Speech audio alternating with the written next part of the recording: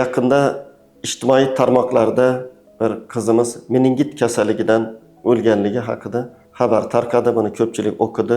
Bosh miya pardalarini yallig'lanishiga meningit deyiladi.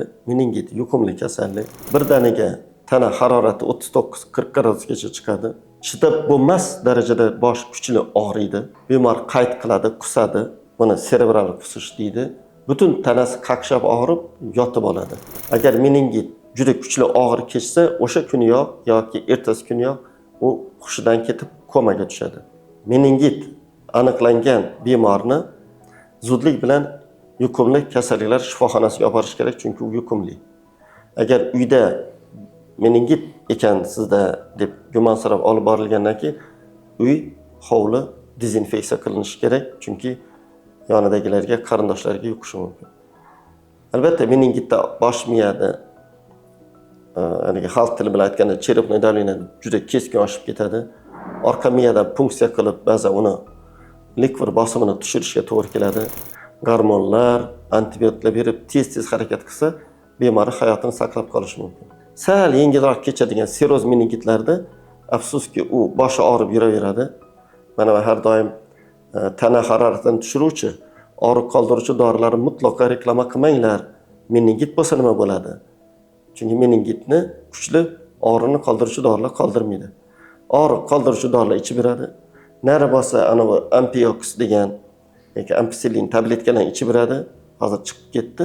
Meningit sal yumshaydida oyoqda yuraveradi. Keyin guf etib birdaniga bemor ahvoli og'irlashib qolishi mumkin. Fursatdan foydalanib qishda og'riq qoldiruvchi dorilarni, yozda ichni ketkizishni to'xtatuvchi dorilarni reklama qilishni to'xtatishni men aytmoqchi bo'lar edim. Bunaqa holatlar meningit bo'lib turib, og'riq qoldiruvchi dorilarni ichib yurib, shifoxonaga kech murojaat qilganlar ham bor. Tana haroratini tushiruvchi dorilar ham meningitni davolamaydi. Maxsus o'zini meningokoklarni o'ldiradigan antibiotiklar bor. O'shalar qilingandagina bemor ahvoli yaxshilanadi. Meningit bo'lmasligi uchun nima qilish kerak? Boshni issiq tutish kerak. Boshni yuvganda ho'l soch bilan chiqib ketmaslik kerak. Havoga moslab kiyinish kerak va oilada kimdadir meningit bo'lgan bo'lsa yoki qattiq tana harorati chiqishi bilan namoyon bo'layotgan qandaydir kasalliklar bo'lsa, ulardan sal ehtiyot bo'lish kerak, yiroqroq bo'lish kerak. Mana institutda 30 yildan oshiq dars berib, ba'zi holatlarni ko'rganmiz. Bizda shunaqa bir holat bo'lgan. Bundan 20 yillar oldin 5-kursda o'qiydigan talaba bosh miya yallig'lanish kasallari bo'yicha ma'ruza o'qiyapman. Talabalar ozgina yo'qlama qilgandan keyin bitta qizimiz kasal bo'lib, meningit bo'lib shifoxonaga tushib qoldi deyishdi. Men albatta bular infeksiya kasalliklarida bo'limida yotadi, chunki meningit yuqumli kasallik. Boringlar, ko'ringlar, xabar olinglar dedim. Xabar olishib ertasi kuni darsda menga aytib berishyapti. Men keyin rasmini ko'rsatgandan keyin esladim. Juda chiroyli kelishgan qizimiz doimo yotoqxonadagi talabalar aytayapti. Sochini yuvib chiqardi. Doimo tarab, sochini yuvib, u a'lochi yaxshi bir nima qiz edi.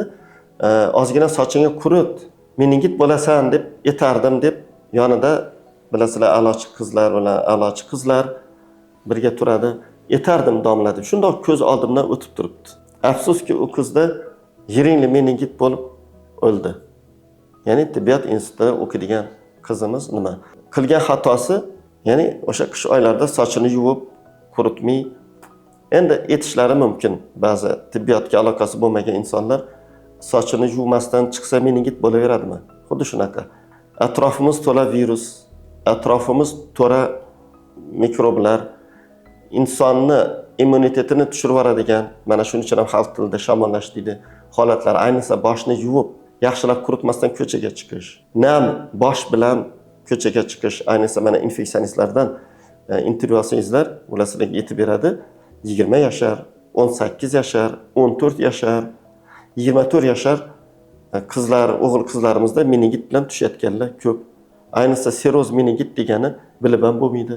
Bosh yalang chiqdi, sovuq yomg'ir yog'di yoki oynani ochib uxlab qoldi, shamol esib turdi, meningit bo'lib qoladi, bir kunda bo'lib qolishi mumkin. Shuning uchun ham e'tibor qilinglar. Yurak qon tomir kasalliklari, insultlar yosh kattalarda ko'p. Meningitga o'xshagan kasalliklar yoshlarda ko'p. Hammasi o'sha xalq tili bilan aytganda shamollashdan kelib chiqadi. Shuning uchun o'zingizni asrang, gigiyena qoidalariga amal qiling. Issiq sovuq kunlari o'sha ob-havoga mos kiyining. Iloji boricha mana endi baribir hozir bahor kelyapti, kunlar isiyapti. Issiq paytda ham bosh kiyim bilan yurish boshni asraydi. Sovuq paytda ham bosh kiyim bilan yurish bu yaxshi.